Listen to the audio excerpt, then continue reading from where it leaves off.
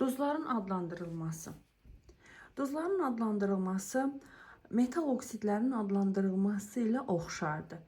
Yəni necə? Biz metal oksidləri necə adlandırırdıq? Köhnə nomenklatura ilə deyirdik. Oksid əmələ gətirən metalın adı, əgər dəyişkən valentlidirsə, onun göstərdiyi valentliyi, daha sonra oksid söz deyirdik. Duzların adlandırılmasında eyni qaydanı tətbiq edirik. Baxaq əvvəlcə normal duzların adlandırılmasına. Normal duzları adlandırarkən duzu əmələ gətirən metalın adını deyirik. Daha sonra baxırıq bu metala. Əgər bu metal sabit valentlidirsə ehtiyac yoxdur, amma dəyişkən valentlidirsə bu metalın adı qeyd olunmalıdır. Üzr istəyirəm, valentliyi qeyd olunmalıdır. Duzun içərisində hansı valentliyi göstərirsə onu deməliyik. Daha sonra duzun tərkibindəki turşu qalığının adı deyilir. Məsəl üçün, nümunələrə baxaq. Tutaq ki, birinci duzda. Bu duzu adlandırarkən baxıram mən duzu əmələ gətirən metala. Duzu əmələ gətirən metal natriumdur. Deyirəm, natrium. Sonra baxıram, natrium sabit valentlidir. Valentliyi deməyə ehtiyac yoxdur. İndi keçirəm turşu qalığına. Turşu qalığına baxıram. PO4. PO4 hansı turşunun qalığıdır? Bir dənə yada salaq. PO4 orta fosfat turşusunun qalığıdır.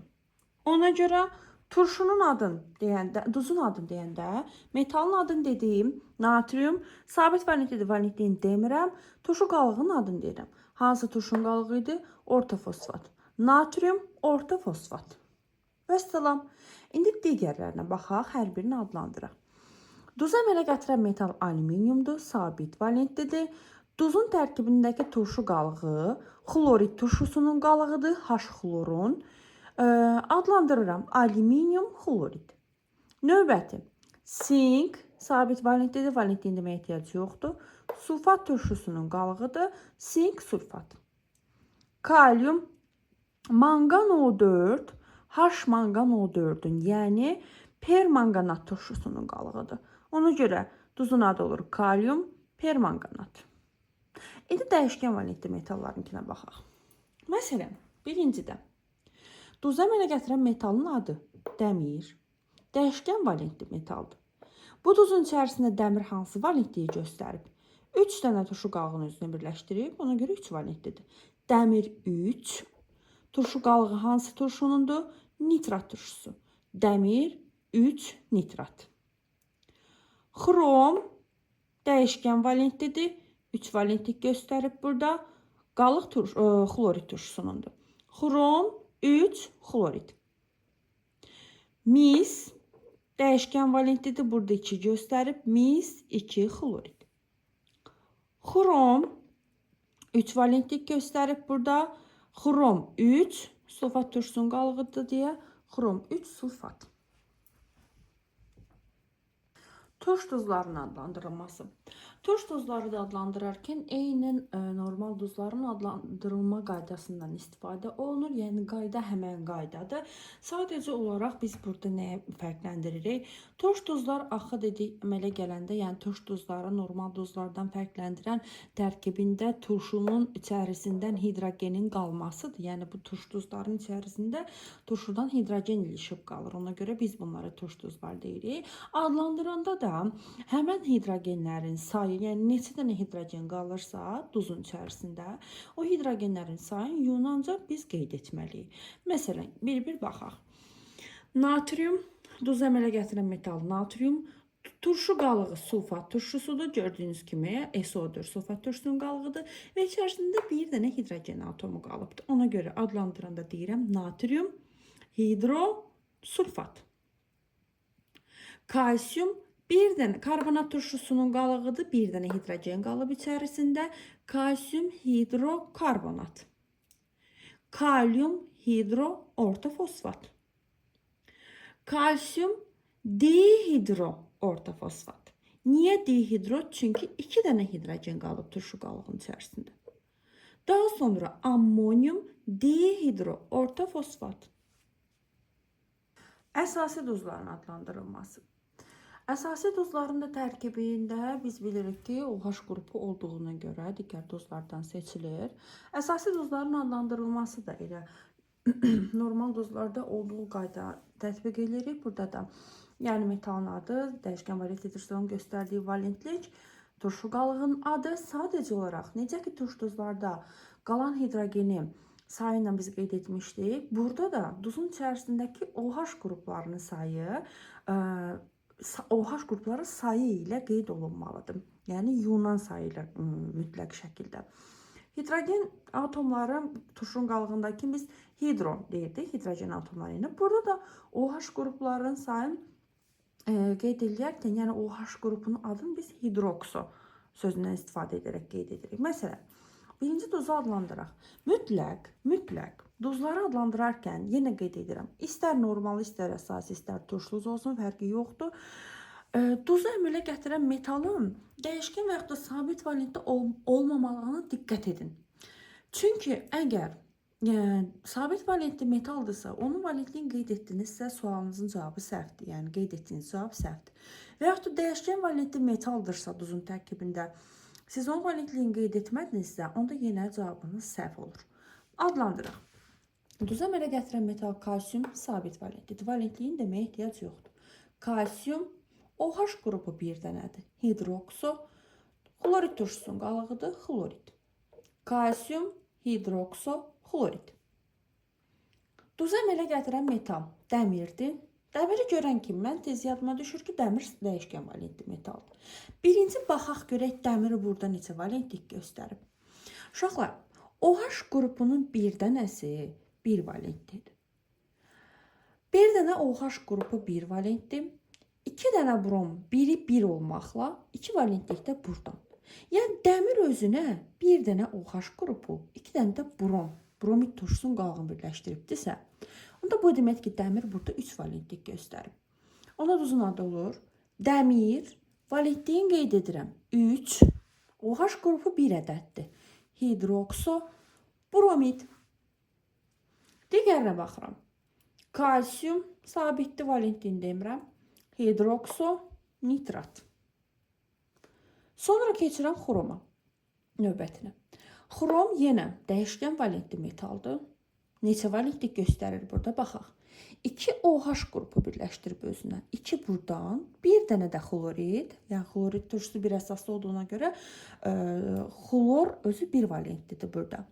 Deməli, xrom ümumi göstərdi 3 valentlik. 3.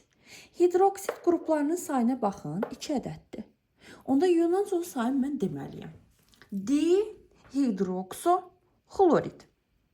Xrom 3, dihidrokso, xlorid.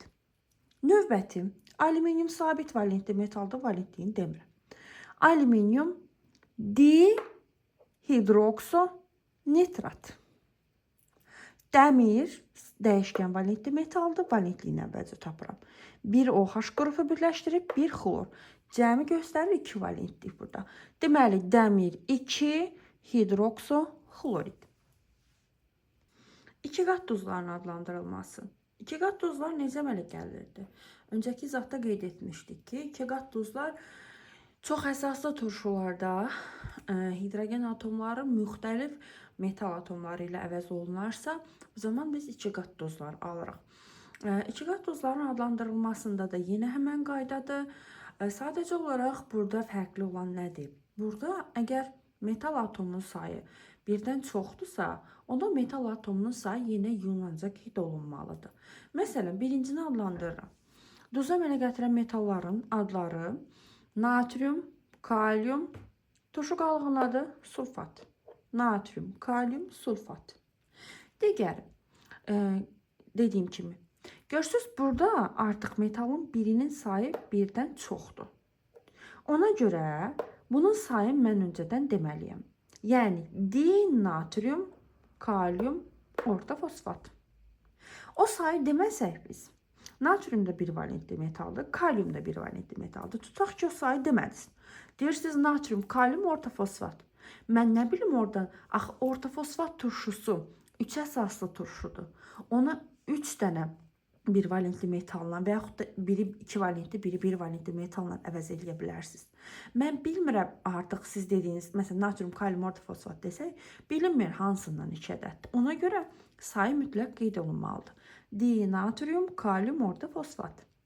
Digəri kalium, alüminium, sulfat. Burada bəzən sual verilir ki, bəs turşu qalığın sayı fərqli olanda niyə onun sayı qeyd olunmadı? Çünki, səbəbini izah edim. Çünki siz bu turşunun adını qeyd edəndə, duzun adını qeyd edəndə deyirsiniz ki, kalium, alüminium, sulfat. Burada turşu qalığının sayını deməyə ehtiyac yoxdur. Çünki kalium 1 valentli metaldır, alüminium 3 valentli metaldır. Bu metalların valentliklərinin cəmi eləyir 4. Sulfat turşusunun qalığı da 2 valentlidir. Bu metalın ikisi birləşəndə mütləq şəkildə ən az 2 dənə sulfat turşusu qalığı özünü birləşdirir. Ona görə biz bunu deməsəniz də əltıq formulu tərtib eləyəndə buradan çıxır ki, bir kaliumla bir alüminium valentliklərinin cəmi qədər turşu qalığı özlərini birləşdirirlər. Qarışıq duzların adlandırılması. Qarışıq duzları adlandırarkən 2 qat duzların artıq əksinə gedir burada adlandırma. Yəni nə əksinə gedir deyim.